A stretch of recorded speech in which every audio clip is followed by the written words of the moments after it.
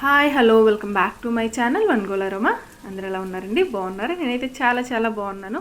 ఇవాళ నేనైతే mutton curry recipe చూపిస్తున్నానండి. మంచి గ్రేవీతో, అంత కారంగా లేకుండా ఘాటుగా లేకుండా సింపుల్గా ఈజీగా అయిపోయే కర్రీ అయితే చూపిస్తున్నానండి. మీరైతే వీడియో చివరి వరకు అయితే చూడండి. నా డీటెయిల్డ్ రెసిపీ అయితే మీకు అర్థమైపోతుంది నేను ఎలా చేస్తాను. అంటే మటన్లో చేసే పద్ధతులు చాలా ఉంటాయండి, కానీ ఇది సింపుల్గా ఎవరైనా ఈజీగా చేసుకునే పద్ధతులు అయితే చూపిస్తున్నాను. ఎవరైనా కొత్తగా మన ఛానల్ని చూస్తుంటే లైక్ చేయండి, షేర్ చేయండి, సబ్స్క్రైబ్ చేయండి. అలానే మీ ఫ్రెండ్స్తో ఫ్యామిలీతో అయితే షేర్ చేయండి. ఇక్కడ నేనైతే డీటెయిల్డ్గా మీకైతే రెసిపీ చూపించేస్తానండి. ముందుగా అయితే నేను ఒక మసాలా దినుసులను అయితే చూపిస్తాను. అవి ధనియాలు, చెక్క, లవంగ, ఇలాచి, అలానే గసగసాలు, కొబ్బరి, ఎండు కొబ్బరి, ఇలాచి, స్టార్ పువ్వు, జాపత్రి అండి. ఇవన్నీ నేను తీసుకొని ఒక హాఫ్ ఎన్ అవర్ అయితే నానబెట్టానండి. ఇలా నానబెట్టడం వల్ల గసగసాలు మంచి పేస్ట్ వచ్చి మంచి గ్రేవీగా వస్తుంది. ఇక్కడ చూసారు కదండి, బొక్కలు కూడా ఎంత మంచిగా ఉన్నాయో. మటన్ సూపర్గా కుదిరిందనమాట. ఇక్కడ నేను ముందుగా పసుపు, కారం, ఉప్పు వేసి నానబెట్టేశానండి. అలానే కడాయి పెట్టుకొని అందులో నేను సరిపడా ఆయిల్ అయితే వేసేసుకొని పచ్చిమిర్చి, టమాటాలు ఇవన్నీ నేను కట్ చేసి పెట్టుకున్నానండి. నేను ఇక్కడ 2 నుండి 3 పచ్చిమిర్చి తీసుకున్నాను. అలానే ఉల్లిపాయలు కూడా తీసుకున్నానండి. 3 ఉల్లిపాయలు లేదా 2 ఉల్లిపాయలు, మీ కర్రీ. నేనైతే 1 kgకి చేస్తున్నాను. ఇక్కడ ఆయిల్ బాగా హీట్ అయ్యాక ఇందులో నేను కట్ చేసిన ఉల్లిపాయలు వేసేసి అలానే ఉప్పు, పసుపు కూడా వేసానండి. ఉప్పు వేయటం వల్ల ఏంటంటే త్వరగా ఉల్లిపాయలు మగ్గిపోతాయి, బ్రౌనిష్ కలర్ వస్తాయి. ఇలా బ్రౌన్గా వచ్చిన దాంట్లో మనం ముందుగా నూరు పెట్టుకున్న అల్లం వెల్లుల్లి పేస్ట్ అండి. ఈ అల్లం వెల్లుల్లి పేస్ట్లో నేను పుదీనా, కొత్తిమీర, కరివేపాకు, పచ్చిమిర్చి, అల్లం వెల్లుల్లిపాయలు అండి, ఈ పేస్ట్ అయితే వేస్తున్నాను. మంచి టేస్ట్ ఉంటుంది అనమాట. ఇట్లా మీరైతే తప్పకుండా ట్రై చేయండి. ఒకసారి కలిపేసుకొని మనం ముందుగా పేస్ట్ చేసుకున్న గసగసాల పేస్ట్ అయితే వేస్తున్నానండి.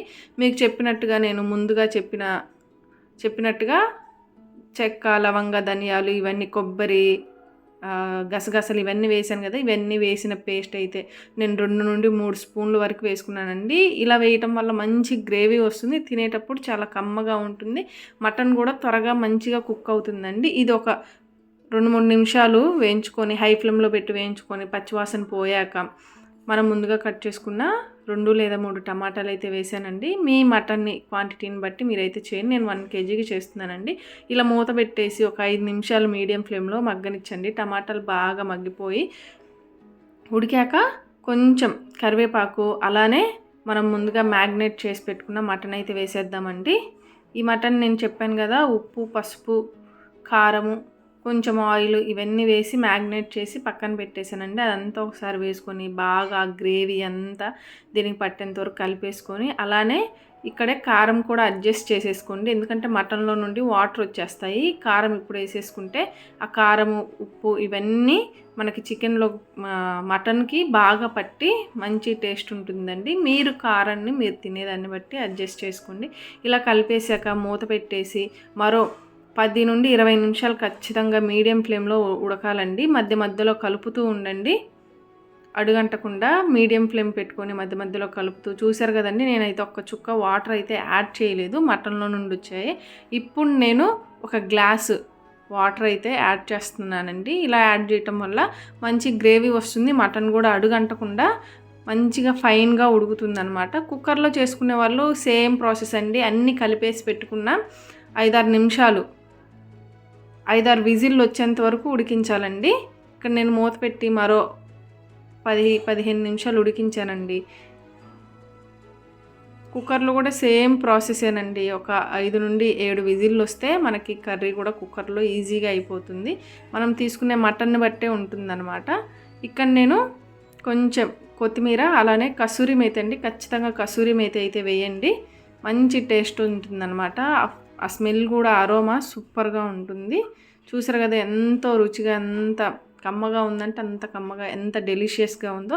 ఫైనల్గా కొంచెం గరం మసాలా వేసేసుకొని దించేసుకుంటే ఎంతో రుచిగా, ఎంతో కమ్మగా ఉండే మటన్ గ్రేవీ కర్రీ అయితే రెడీ అయిపోయిందండి. ఇందులో మనం దేంతో అయినా సర్వ్ చేసుకోవచ్చండి. నాన్స్లో, దోశల్లో, చపాతీ, పుల్కాలో, బగారా రైస్, బిర్యానీల్లో సర్వ్ చేసుకోవచ్చు, రైస్లో, ఇట్లా మనకు నచ్చినట్టుగా అండి సర్వ్ చేసుకోవచ్చు. మనం ఇష్టం వచ్చిన దాంట్లో తినొచ్చండి. అంత రుచిగా, అంత కమ్మగా ఉంటుంది.